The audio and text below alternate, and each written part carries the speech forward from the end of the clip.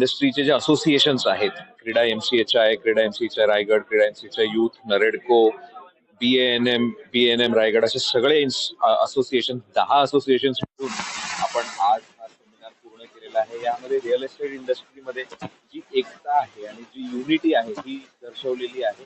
आणि सगळे नवी मुंबईतले डेव्हलपर्स ज्यांचे काही ना काही विषय नेहमी आपल्या सरकारकडे आपण मागणी करत असतो, म्युन्सिपल कॉर्पोरेशनकडे, सिडकोकडे, महाराष्ट्र गव्हर्नमेंटकडे, सेंट्रल गव्हर्नमेंटकडे, इन्कम टॅक्स संदर्भात असेल, जीएसटी संदर्भात असेल, आपण मागणी करू शकतो. सगळ्या डेव्हलपर्सनी सोबत येऊन असं ठरवलेलं आहे की आपण युनायटेड फ्रंट एक पोझिशन केला पाहिजे. आणि त्याचा आज पहिला जो इव्हेंट होता तो खूप सक्सेसफुली पार पडलेला आहे.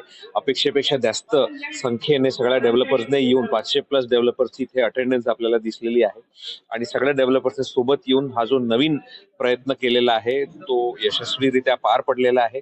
आणि माझी सगळ्यांना मी शुभेच्छा देईन, सगळ्यांना मी अभिनंदन करेन की रिअल एस्टेट इंडस्ट्री जर सोबत आली तर खूप चांगलं काम आपण करू शकतो. नवी मुंबईच्या शहराचा कायापालट करू शकतो आणि लोकांच्या घराचं जे स्वप्न आहे हे चांगल्यारीत्या आपण पूर्ण करू शकतो. तर मी सगळ्यांना धन्यवाद देईन आणि अशाच शुभेच्छा आपल्या सोबत ठेवा. This seminar was on information on 2 subject. Latest तो एक तो बजट का जो था रिव्यू ऑन रियल एस्टेट, एक वो था, और दूसरा ये था कि GST implication on joint development. सबसे बड़ा आज के इवेंट का ये था कि 10 एसोसिएशन साथ में आके ये इवेंट किया.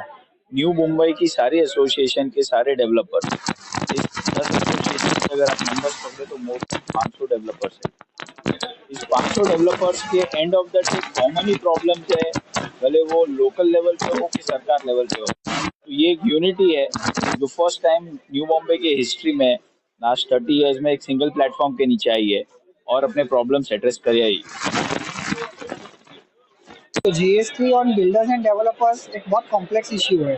सो ये 7 एसोसिएशन ने मिलके वो लोग ने काफ़ी चीज़ें क्लैरिफिकेशन की, किसके ऊपर जीएसटी लगता है, कभी लगता है. बिल्डर्स डेवलपमेंट एग्रीमेंट करते हैं, बिल्डर्स लीज पे लेते हैं, तो कभी क्या जीएसटी लगता है, कौन से चार्जेस के ऊपर लगता है, सो उन पे क्या इम्पैक्ट आता है. तो वो सब उनके क्लैरिफिकेशंस हमारे इसके through examples and through legal position clarify किए गए.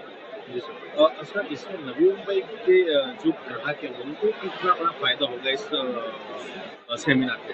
सो सी दिस सेमिनार में कैसे लॉ तो जो है वही कंटिन्यू हो रहा है. Only thing is it is informative, so maybe everybody will have to channelise it in the right way, जिससे बेनिफिट कितना कस्टमर को होगा, कितना बिल्डर को होगा और कितना गवर्नमेंट को होगा. That everybody has to now get back on the drawing board and decide होगा. जो सेमिनार बिल्डर एसोसिएशन ने रखा है उसका डेफिनेटली, बिकॉज क्या होता है कि हमने जो सीखा बजट में से हमने अपना नॉलेज शेयर किया, तो वो बिल्डर एसोसिएशन में जो भी मेंबर्स जो पार्टिसिपेंट्स किए उनको एक आइडिया आएगा कि टैक्स इस बजट में क्या चेंजेस थे जो उनको रियल एस्टेट सेक्टर में इम्पैक्ट कर रहे हैं in terms of capital gain and all. तो ये इस टाइप की जो सेमिनार होती है ये हमेशा बेनिफिशियल होती है और वो करना भी चाहिए.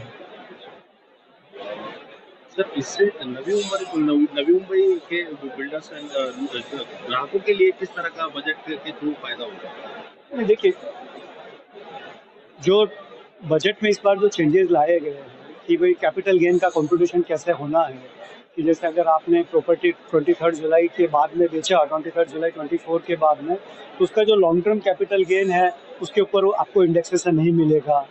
अब हालांकि कल जो बजट के बाद में फाइनेंस मिनिस्टर ने जो पार्लियामेंट में डाला है कि अगर लैंड और बिल्डिंग अगर कोई इंडिविजुअल और एचईएफ सेल कर रहा है और वो प्रॉपर्टी अगर उन्होंने 23 जुलाई 2024 के पहले एक्वायर किया है तो उनको इंडेक्सेशन का बेनिफिट मिलेगा. तो ये अगर अपन नवी मुंबई की स्पेसिफिकली बात करते हैं तो यहाँ पे जितने भी यूनिट होल्डर है, रेसिडेंशियल है, तो अगर उन्होंने किसी ने 23 जुलाई 2024 के पहले अगर समझो प्रॉपर्टी खरीदी है और अगर वो बाद में जब बेचेंगे और नया प्रॉपर्टी शिफ्ट करेंगे तो उनको उसका इंडेक्सेशन का बेनिफिट मिलेगा. सो ये बजट का बेनिफिट सब मिडिल क्लास को सबको है.